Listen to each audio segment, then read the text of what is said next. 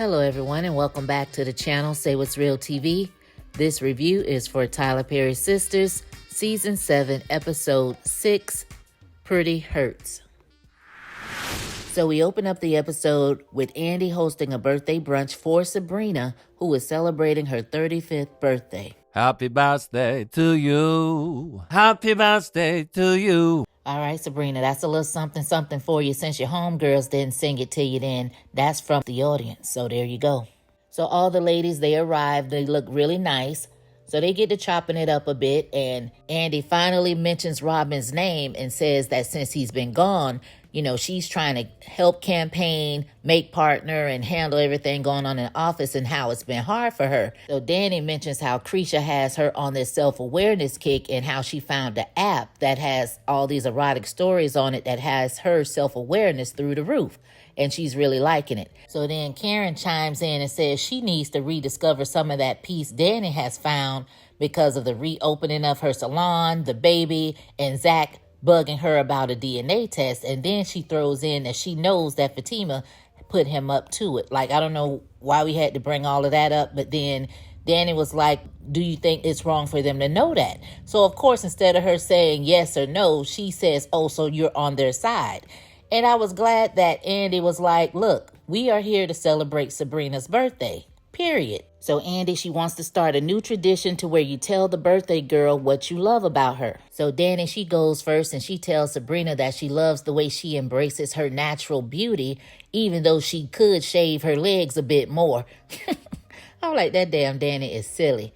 But she tells her she is very beautiful naturally and she is a fly soul sister. And I agree. I think that Novi/Sabrina is very pretty. So then Andy told her that she loved her loyalty and admired how she stood 10 toes down for Maurice with that whole bank robbery jail situation. I guess you could say Sabrina was a real one for that, because who else would go out and get $1.5 million to bail their friend out of jail?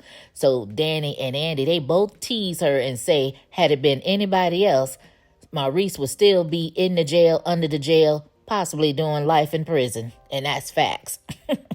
So Karen says she loves how caring Sabrina is and that she hopes that she is half as loving and motherly to her own child. So Sabrina, she tells them thank you and she starts tearing up and they're like, are you okay? Like, what's the matter?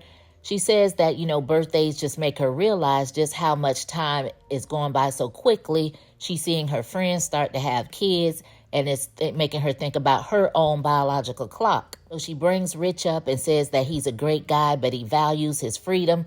But she's decided that she is going to freeze her eggs. So she tries to explain the process to Danny, and Karen and Andy tell her they think that it's a great idea for her. So she tells them that she has always wanted to be a mom, and if Rich can't get on board, then he is not the one for her. And we learn in that conversation that Danny and Andy really don't want to be moms. They want to be either aunts or godmothers. So after Sabrina talked more about Rich and his views on having kids, Karen once again brings up Zach and how he used to push his mommy issues on her, but mentions that a single mother doesn't sound all that great either. So they let her know that single doesn't mean solo, and basically they got her back. So we get a scene with Hayden and Gary at the gym and realize that Gary has been doing these drugs so hard that now he's getting nosebleeds. So Hayden peeps it and he just casually wipes it on his shirt, you know, brushing it off as if it's nothing. So Hayden basically tells him in their conversation that all he has time to focus on is becoming partner, and that's all he's trying to do. So Gary, being the conniving snake that we know him to be, tells him that he's a better attorney than Andy and wants to know what he can do to help. So after letting Gary pump his head up, he invited Gary over for dinner that night so they can come up with some plans so that Hayden will become partner over Andy. So we head back over there to the birthday brunch and we see Karen and Danny getting ready to head on out. Karen says she has to get back to the salon to do some things, and Sabrina is worried about Danny because she figures she's had one too many mimosas. But Karen, she offers to take Danny home. So after those two leave, Andy tells Sabrina she also has to leave because she has to go to the hearing for Zach and Fatima, and tells Sabrina that she's proud of her for getting her life together. So Sabrina mentions that she needs to get this promotion because it's expensive. So Andy goes in her purse and writes her this check, And Sabrina was like, no, I can't take any more of your money. And she says, look, just look at it as the first gift for my new niece or nephew. You don't want to deprive them, right? Like, we're sisters. This is what we do. And I was like, all right, Andy. All right, I see you, girl. So, of course, Sabrina thanks her for everything, and they tell each other that they love them. So Sabrina says if she needs some help with Jordan's campaign, she's willing to do anything, just give her a call. And she says to her, we are finally back. I guess meaning getting back to this sisterhood that they once had. And I'm here for it. So Sabrina, she then goes over there to see Maurice. So they're talking and he's telling her about his date with Grayson, and some kind of way Calvin's name come up when he's explaining something. And she wants to know, has Maurice heard from him? And he says that Calvin paid his part of the rent. Now, I'm a little confused about that comment because in episode 1, Maurice told Sabrina that Calvin left with the white girl. He said that he lost his friend, half of the rent, and his eye candy all in one swoop. So why would Calvin be paying half of the rent now? All of a sudden he's not even here. So come on now. So then Sabrina said she thought that she would at least hear from Calvin for her birthday. And I'm like, well, why would you? I mean, the two of you have never shared your birthday together. The series in itself was 3 months when he left, and you haven't even heard from him in 3 months. So quiet as it's kept, he probably doesn't even know it's your birthday to begin with. So Maurice asked her, why you worrying about Calvin when you got old fine man talking about Rich? So she goes into the whole spiel again about Rich not wanting kids, which she already told Maurice that, but this time she lets him know that she is going to freeze her eggs. So Maurice, acting curious, was like, when you get those manufactured kids, can you make them look like you want to? And told her to get one that's chocolate with blue eyes. So he told her he almost forgot, but then he sings his rendition of Happy Birthday to her, which was really cute, and it also made her day. Now, I thought Maurice told her he had something for her, but I didn't see it. So she tried to get one of his cupcakes, and he told her she didn't want that because they were full of nut, pun intended. So she got grossed out and left out of there quick and in a hurry. So we go over there to the law firm and we see Zach, Fatima, and Andy in the conference room. And we see Zach very emotional. Apparently, he now has custody of Michael. They've won the case. He's thanking Fatima for everything she's done because he knows he couldn't have done any of it without her. He's crying profusely and telling Andy, thank you for helping him win this case. So he says that he's going to be a great dad. Fatima is going to be a great mom. He can already see them at the basketball games, cooking organic meals, and telling Fatima she's going to have to trade her car in for a minivan. And Fatima had to tell him, look, slow your roll, like you moving a little too fast, sir. I mean, really. So they finished giving Andy her props for getting the case handled, and she has Zach signing his paperwork. Zach asked her when they can get Michael. She said it'll be a few days. So while they're talking about that, Fatima gets an alert on her phone, which changes her entire demeanor. So they asked her, was she good? And she said that she was. Zach over there in his own little world saying, of course she's good. We're parents, not really reading the room. But Andy peeped it, but she didn't say anything. Andy told them she would be in touch with them, when she hears anything about getting Michael. Fatima was thanking her, saying she was a great lawyer. Hopefully she'll be like her one day. And it's basically the foreshadowing talk. And she's like, you're going to be better than me. So after Andy leaves, Zach, he's still in disbelief because he can't believe that they actually have custody of Michael. So he says he has to get home so he can get the house in order before Michael gets there. He's so looking forward to movie nights and PTA meetings and just being parents. So after congratulating each other again, Fatima let Zach know that she had work to do in the office. So she basically had to go back to work. And he wanted to know when she got off, can she stop by the store and get some juice boxes and stuff to put in the house for Michael?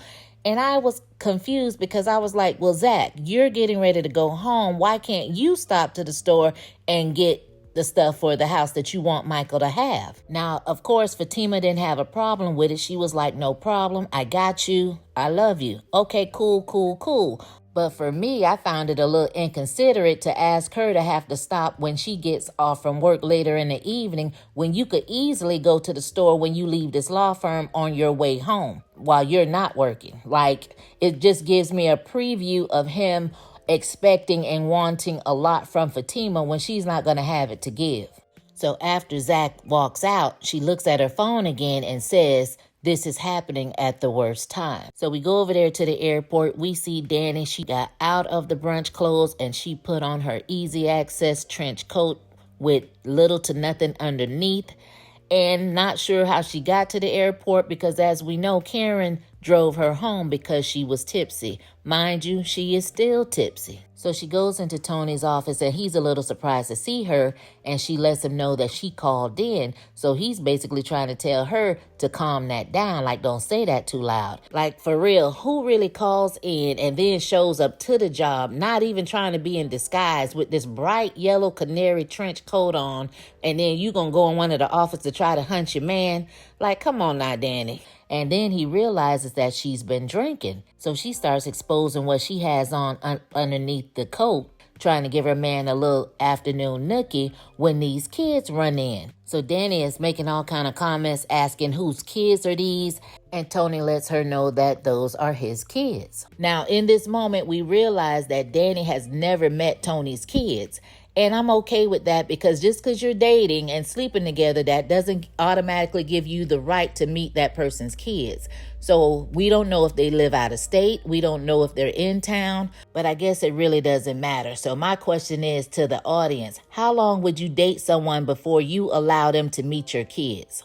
So when the kids run in there, they see Danny half naked, and the little girl was like, "Where are your clothes?" And then she tells her she's pretty. The little boy was like, "Are those real?" Talking about Danny's breasts. So Danny tells the little girl, "Thank you," and tells the little boy, "Yes, they are real." And I'm like, these little kids are off the chain, and you best believe they will be running right back to their mama, telling her everything they saw, how some lady was in their daddy's office half naked with her breasts all up in his face. And I'm willing to bet that the mama will then pop up telling Tony he better not have his little slutty friends around her kids. So Tony, he sends the kids out to Miss Barbara to get some snacks so him and Danny can talk. So Danny says, "I thought they lived with their mother." And Tony was like, well, she needed some help, so they're going to be staying with me for the summer. So Danny basically told him, "Don't you think that that's some information that I needed to know?" And he told her, "Well, you didn't come to work and I had planned on telling you over lunch." So Tony tells her, "What's the problem? Because you knew I had kids." So with this particular dialogue, we find out that Tony did tell Danny that he had kids. It just was a conversation off camera that we, the audience, was not privy to. All we heard about Tony was that he was married before and now divorced. That's it, and that's all. So Danny says, "Yes, I knew about them. I just didn't think they were the live-in kind." And I'm like, "Danny, what do you mean not the live-in kind? Like, do you not want him to be around his kids or take care of his kids? At the end of the day, they are a package deal. And if something happens to their mom today or tomorrow, they will be living with their dad." Now, the way Danny is acting, I'm wondering, is this the first time Tony has seen his kids in the last 3 months? Which would be an issue for me. But we've seen him and Danny in this relationship like he has no responsibilities at all. And we listened to Danny over at the birthday brunch say she's not into kids. She needs to be intoxicated or whatever to deal with them. She only wants to be somebody's auntie or godmother. Now that these kids are no longer out of sight, out of mind, they are live and living color. Will Danny continue a relationship with Tony with his kids, or will this be a deal breaker for her? So Karen makes it back to the salon and she sees a line out the door and wrap around the corner and asks Pam like, what's going on? So Pam is telling her about her product, Roots to Riches, and Karen wants to know what's all in it. So she's like, a little bit of this, a little bit of that, and a little bit of Pam. And she tells her, this better not be no boudin type crap. And Pam lets her know, look, I done got 300 orders in like 1 hour. So Karen seemed a little bit impressed. And then out of nowhere, here comes Trey once again dropping off packages. And he's, complimenting Karen. And she was like, oh, no need for all the flattery or whatever. He says something about lucky baby daddy to be or something. And she dismisses him quickly, like, don't you have some more packages to deliver? And I'm like, didn't they just have a whole lunch date just last episode? Because they're acting like it never even happened. But Karen didn't have it to do. She didn't want to be bothered. Trey was like, well, did I say something wrong? Karen didn't say a word, and Trey just walked off. So after he leaves, Pam asks her what did she think about the whole product thing.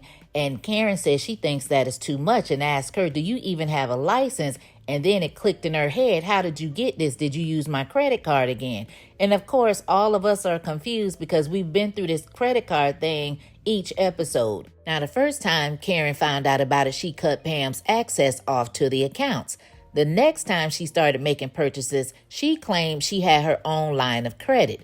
Now, this time she does not admit that she used it. She just says, look at it as an investment, meaning Pam is doing something she has absolutely no business doing. But she tells Karen she has it all under control, so hopefully we find out sooner than later. So we go over to the law firm where Andy goes into Fatima's office basically to check on her because she did notice how her mood changed over in the conference room. So Fatima let her know that she got accepted into law school. So the two of them were ecstatic. She was congratulating her, letting her know how proud of her she was. And we, the audience, are also glad that Fatima is finally going back to law school. Congratulations. Thank you. So Andy, she brings up Zach, saying this is the best day ever for him with the news of Michael. Now Fatima's good news. And of course, Fatima hasn't told Zach yet because she allowed him to have his moment of happiness. And now she feels like he already has her barefooted naked in the kitchen. So Andy reassures her that Zach is a good guy and he loves her, and the two of them will find a way to make it work to be great parents and a great attorney. So Fatima was like, that's all they do is have to try to figure it out because it's always something. So Andy, she encourages Fatima to tell Zach the good news and lets her know, look, this will give Zach a chance to be there for you for a change. And I'm like, yes, I'm glad somebody finally said it because Fatima has stood 10 toes down for Zach, been extremely supportive, and it's time for him to do the same thing for her. Now, I know some will say that he got her a little car over there in Zatima season 1, but what has Zach done for Fatima lately? I'll wait. So leaving out of Fatima's office, Andy gets stopped by Hayden, and he tells her, look, if I was still working on Heather's case, you know you would have lost, right? She's like, I wouldn't be too sure about that. So he tells her, I'm sure you got more important things to do, like going to stand by a man. So he sucker punches her with that little comment and then excuses himself by saying he has some real cases to go win. So apparently what Hayden said struck a nerve with Andy because she immediately got on the phone and called Jordan to cancel their plans. She told him that she had a case she wanted to work on. Jordan, he understood, and before they hung up the phone, he told her that he loved her. You can tell that kind of caught Andy off guard, and she did not say it back to him, but she made an excuse to get off the phone, and he hung up and was left holding the phone like what just happened. Now, would y'all say it's too soon for Jordan to be saying the L word? Clearly, Andy is not feeling the same way just yet, but it is possible. Zach and Fatima were already engaged within 3 months. So we go over there to Zach and Fatima's where Zach has turned the entire downstairs into Lionel's Play World, Toys R Us, all of that rolled into one. Fatima is like, what is going on? Like, where's my desktop? Like, he has gotten rid of all her stuff that she needs to do her work on and made it into a PlayStation for Michael. And she's telling him, look, he has his own room upstairs for all of this. Zach is just happy. He's just trying to be father of the year, playing with the Etch-a-Sketch. He tells Fatima, just calm down. This is only temporary. He just doesn't want Michael to be upstairs locked in the room the whole time. So she prepares to tell him her good news about law school, and he kind of puts her on hold to answer the phone, and it's Bryce. So he gets off the phone saying that Bryce has a property that he wants him to go look at, and Fatima was like, in the middle of the night, and he claims it's not what she's thinking. And I'm like, Zach, you haven't looked at real estate in months of Sundays. We haven't seen you do a lick of work in forever in a day. Now, all of a sudden, we are to believe that you trust Bryce to run out in the middle of the night to look at a property in the dark. And then he has the audacity to say to Fatima, don't worry, I'll be back before you finish cooking. So Fatima gave the look like, excuse me, but who said I was cooking? He says, well, somebody got to start cooking these organic meals around here. We might as well start now. And I'm like, Fatima, woosah, girl. Just count to 10. Count to 10, Fatima. because we got a problem. So he runs out the door, and Fatima, she gets on the phone and call Angela to come over there so she can vent. So we go over there to Hayden's house, and we see Tamara. She has dinner prepared. It's smelling good. She is thinking she's getting ready to have a nice little evening with her man. So he's impressed with her domesticated skills, and she tells him she just wants to prove to him that she really did fall for him, even though they started off under false pretenses. So Hayden tells her that he fell for her as well, but don't make him regret it. So then they get a knock on the door, and in walks Gary and Penelope. So Tamara, she gets an instant attitude like, what are you doing here? Now, mind you, Hayden didn't even tell her that he was coming over there. So he's trying to explain why they are there. And Gary is like, well, we don't get a hello, whatever. Can we come in? Tamara's like, you already in. Shit. So they start making small talk, and Tamara still got her arms folded like she is heated. So Gary wanted to know what they were drinking, and Tamara politely ignored him and asked Penelope what she wanted.